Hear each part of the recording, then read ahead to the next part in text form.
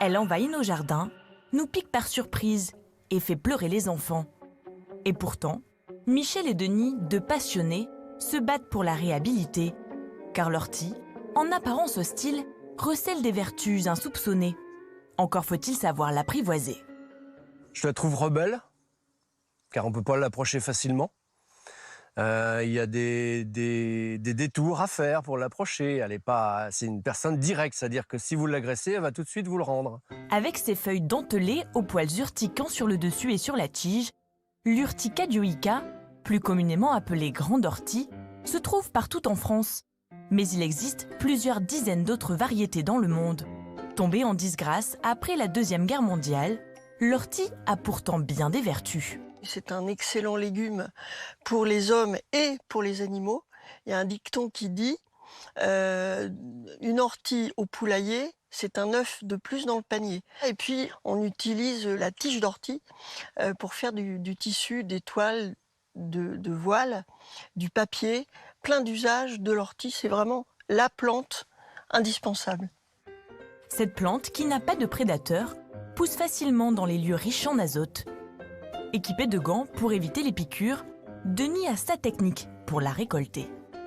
Là, aujourd'hui, elle est superbe, cette ortie-là, parce qu'elle a été coupée plusieurs fois. L'ortie est capable de se régénérer au moins 5 fois par an. Il ne faut pas attendre qu'elle soit comme ça.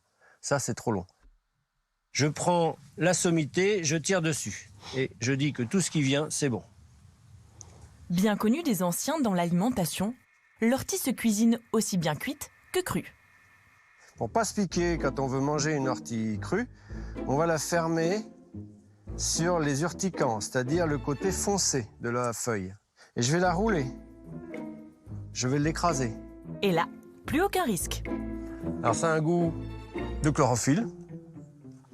C'est très chlorophyllé. Et ceux qui goûteront s'apercevront que c'est très bon. Et c'est un bon remède en cas de coup de pompe. C'est dopant, hein. C'est minéralisant et tout, hein. Cette plante a une composition nutritive très intéressante. Du calcium, du fer ou encore du magnésium. On dit que dans l'ortie, à volume égal, il y a 6 fois plus de vitamine C que dans une orange. Voilà, ça c'est pour vous situer. Après, il y a tous les oligo-éléments qui existent. Voilà, tu vas faire quoi avec ça? Oh, avec ça, j'hésite. Hein. J'ai plusieurs choses. Hein. On peut faire du salé, du sucré. Pour se régaler avec l'ortie, direction la cuisine. Denis nous propose un velouté avec des légumes de saison, de l'oignon et de la courgette. Il commence par faire cuire les légumes dans l'eau salée et poivrée pendant une quinzaine de minutes. Puis il ajoute les feuilles d'ortie fraîches pendant 5 minutes. Vous avez une odeur de chlorophylle qui sort de là-dedans, c'est du génial. Et contrairement à une soupe traditionnelle, il faut passer la préparation au blender avant de pouvoir déguster.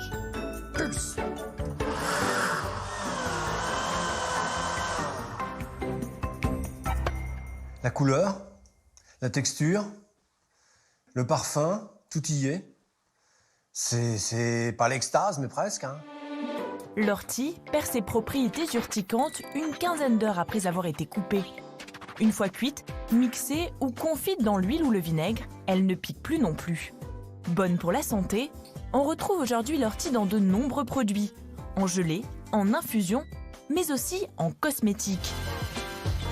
Dans ce petit laboratoire en périphérie de Bordeaux, Sheila Gray, une Anglaise vivant en France, a mis au point un shampoing bio à base d'ortie. Comptez, une quinzaine d'euros le flacon. Et elle contient vitamine A, C, D et K. Elle contient des acides aminés.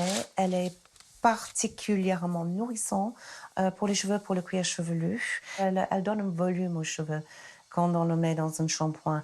Elle rend les cheveux brillants, sains.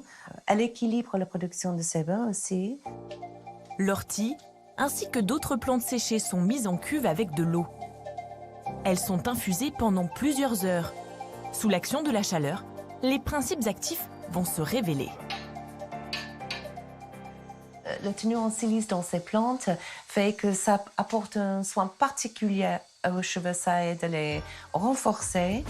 Dans le mélange, 2 variétés d'ortie, l'une française, l'autre de l'Himalaya. Car Sheila soutient un programme social avec des femmes en Inde. On retrouve près de 10% d'ortie dans ce shampoing.